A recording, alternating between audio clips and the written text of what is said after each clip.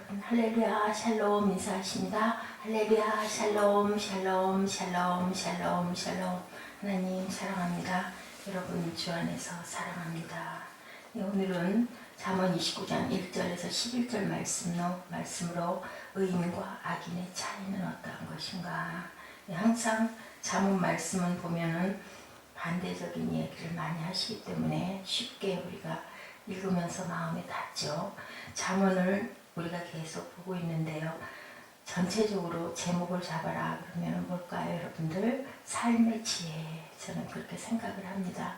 우리 살아가는데 어떻게 지혜자가 되어야 할 것이며, 지혜롭지 못할 때 어떻게 우리가 악을 행하고 하나님 보시기에 온전치 않아서 하나님을 기쁘시게 하지 못하는 어떤 여러 가지 것들을 지금까지 우리 잠언 29장이 오도록 쭉 살펴봤습니다. 오늘은 의로운 사람과 그렇지 못한 사람은 과연 어떤 사람인가.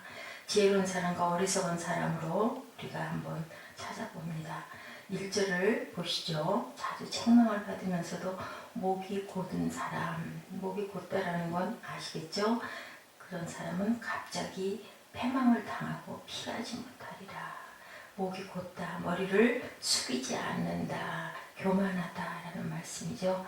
예, 여러분들 혹시 어린 날 저는 그런 그 경험도 있고 기억이 있는데, 그 외양간 혹시 아세요? 여물통 보셨어요? 저는 시골에 가면, 저희 집은 아니었고요, 시골 큰 댁에 가면 소를 길렀었습니다. 그래서 새벽이면 소죽 순다고 그러죠. 소가 김이 무럭무럭 나는 거 이렇게 떠다 주고 하는 것 옆에서 보기도 했고요. 소가 그 멍에를 이렇게 내는 모습을 보기도 했는데, 여러분들 소 멍에 맬 때 잘 매고 훈련도 잘하고 밭도 잘 간다고 생각하세요? 그렇지 않아요. 소 멍에 매게 할 때 코를 뚫을 때 아주 소가 너무너무 많이 아파하고 힘들어하고, 안 그렇겠습니까? 코를 뚫는데 얼마나 아프겠어요. 그리고 그거를 꿰가지고 훈련시키고 연습할 때도 고분고분하게 다 말을 잘 듣지 않습니다. 엄청 날뜁니다. 그리고 괴로워합니다. 발버둥을 칩니다. 안 하려고. 결국은 훈련이 되고 숙달이 될 때까지는 정말 많은 시간이 걸려요.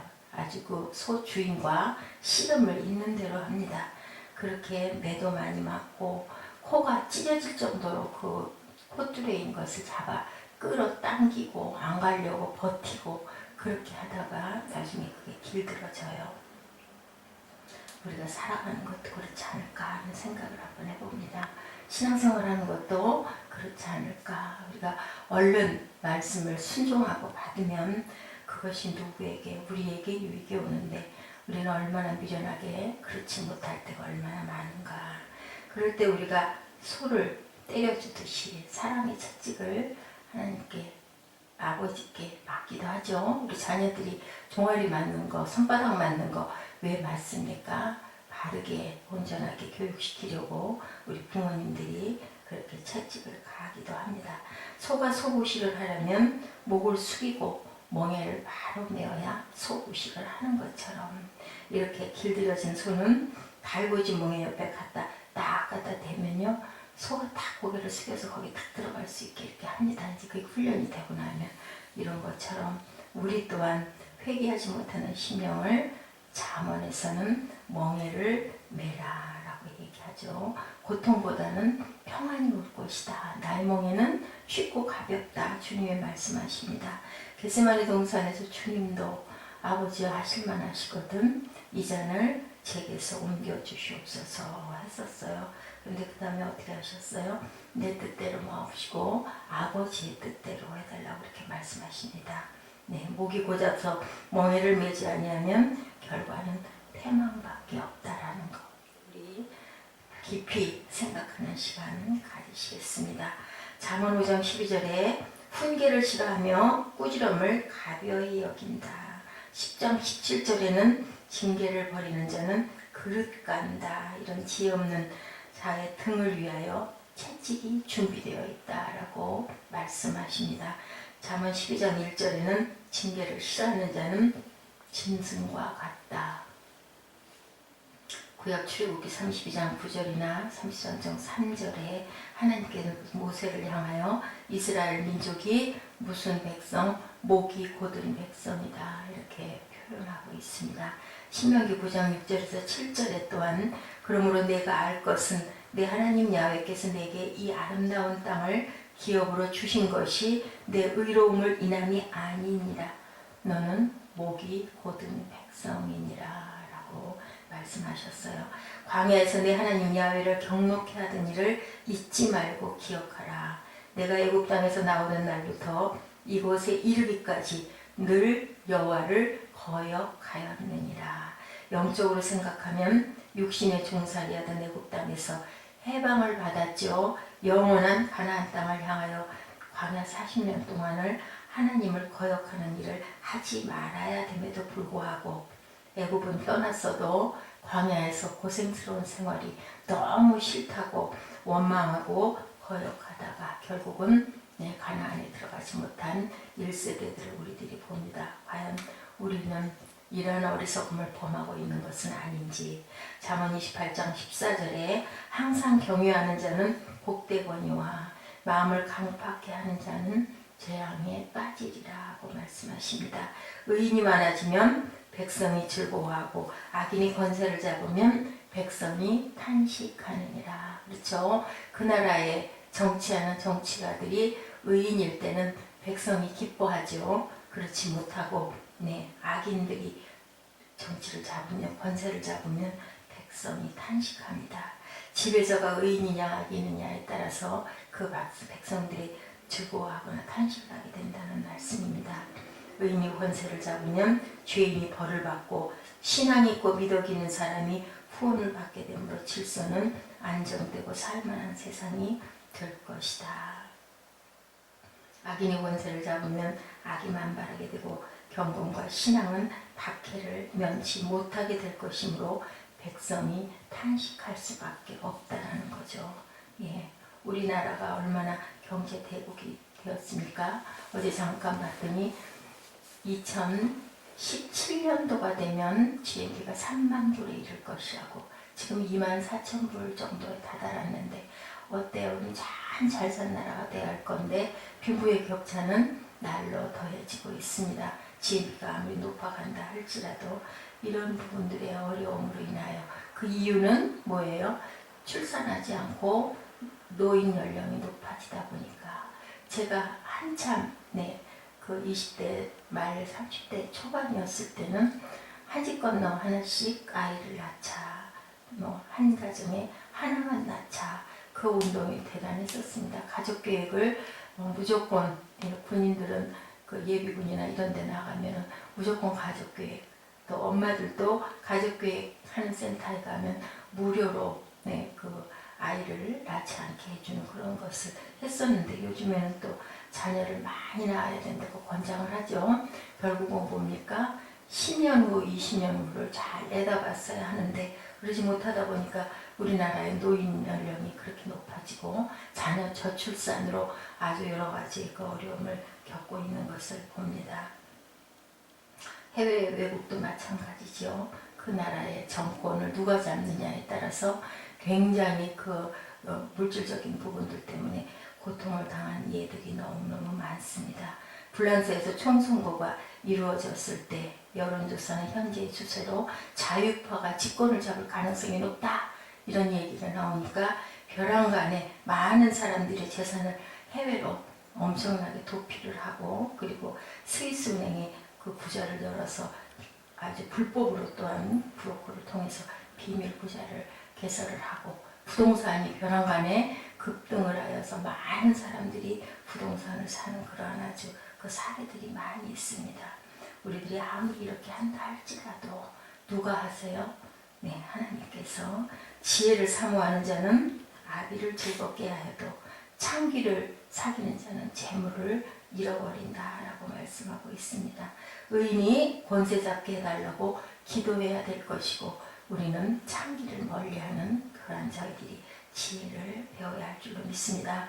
지혜를 사랑하는 사람은 어느 길이 바른 길이고 생명과 복이 있는 길인지 우리가 보이고 알게 되죠. 근데 그렇지 못한 사람은 눈이 다쳐서 보이지가 않습니다. 어떤 게 생명의 길인지 알지를 못하죠. 누가복음 15장 여러분들 잘 아시죠? 탕자의 비유. 네. 부모의 번뇌거리가 될 수밖에 없고 결국은 어떻게 해요? 네, 알거지가 될 수밖에 없어요. 창기를 가까이 했기 때문에. 그죠? 먹고 마시자 그리고 다 잃어버리고 결국은 다시 아버지께 올 수밖에 없죠. 4절에 왕은 공의로 나라를 경고케 하나 뇌물을 억지로 내게 하는 자는 나라를 멸망시키느니라. 집권자는 공의의 대행자가 되어야 나라가 튼튼해질 수 있는 건데 불의한 집권자는 무엇을 해요? 사리 사욕을 하다 보니까 어떻게 해요? 국력이 폐폐되고 또한 백성들은 살기가 너무너무 어려워지죠.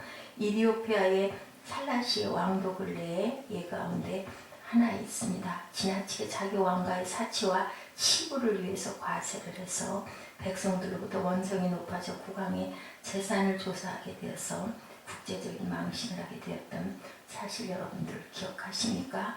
위정자의 관심은 나라를 경고케 하는 데 있어야 하는데 자기 것들만 많이 쌓아서 우리나라에도 참 그래서는 안 되는데 그런 사례들이 너무나 많았습니다. 백성들로부터 원성이 높아져 이렇게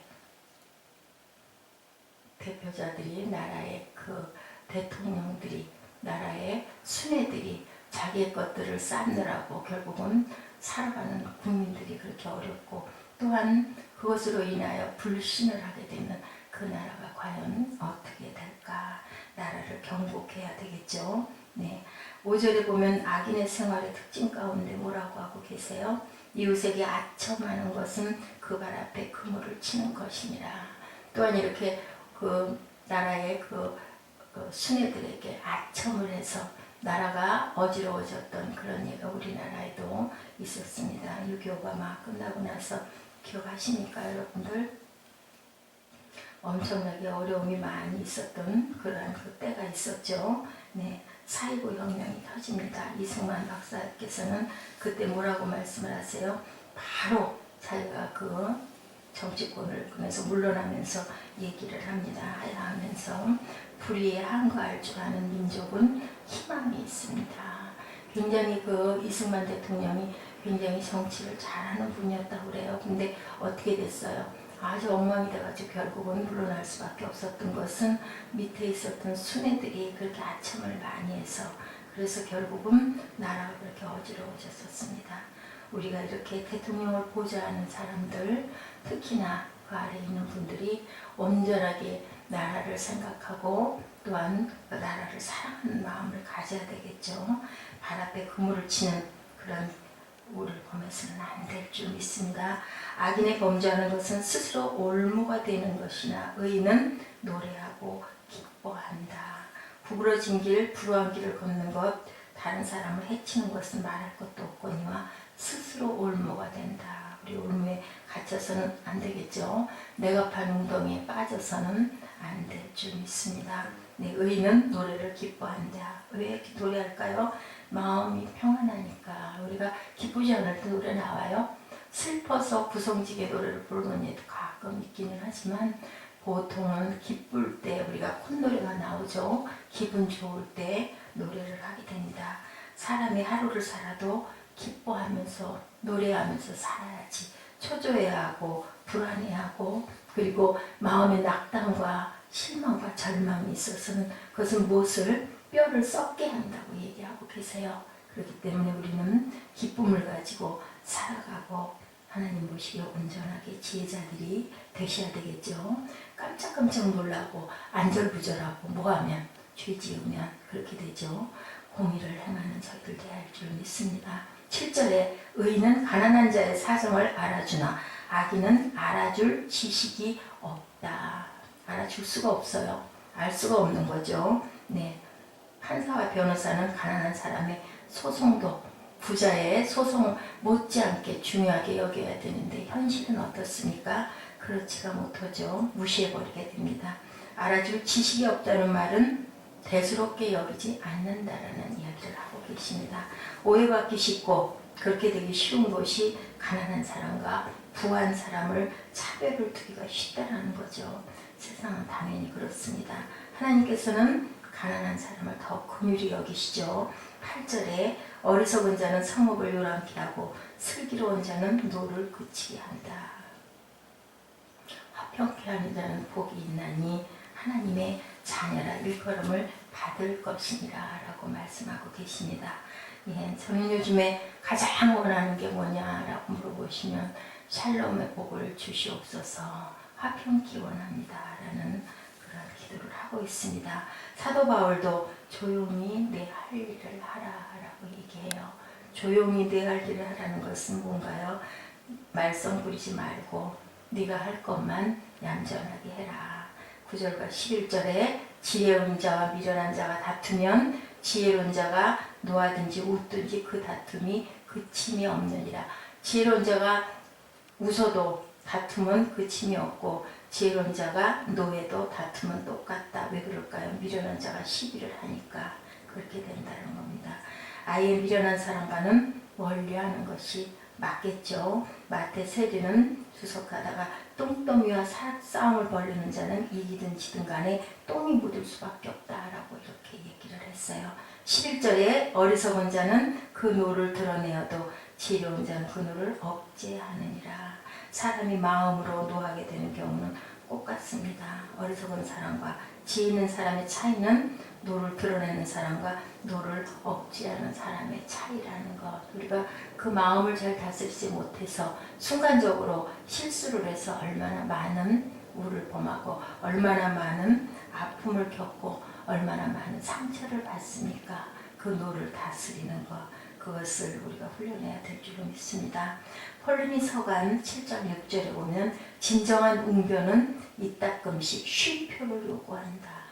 예, 진정한 웅변을 하는 사람들은 쉴 때 쉴 줄 알고 잠깐 휴식할 줄 아는 휴지구가 있어야 된다라는 얘기를 하죠. 우리가 강의할 때도 명강의하는 분들 어때요? 끊을 때 끊고, 그죠? 매듭 지을 때 매듭 짓고 잠깐 숨을 쉴 때 쉬어야 된다. 목이 곧은 생활을 나는 하고 있지 않나. 이 나라의 의인이 권세 잡게 해달라고. 우리나라 정치 순회들이 또한 우리나라 대표가 온전하게 지혜로운 하나님의 제자들이 되게 해달라고 우리는 기도해야 되겠죠. 우리나라가 굳건한 반석 위에 서서 잘 정치를 잘하고 십자가의 도가 남북이 이제 마지막으로 남아있는 우리 남북 하나가 돼서 하나님 보시기에 온전하고 기쁜 삶을 살게 해달라고 기도하신 저 여러분 되시기를 주님의 이름으로 축복합니다. 네, 기도하시겠습니다.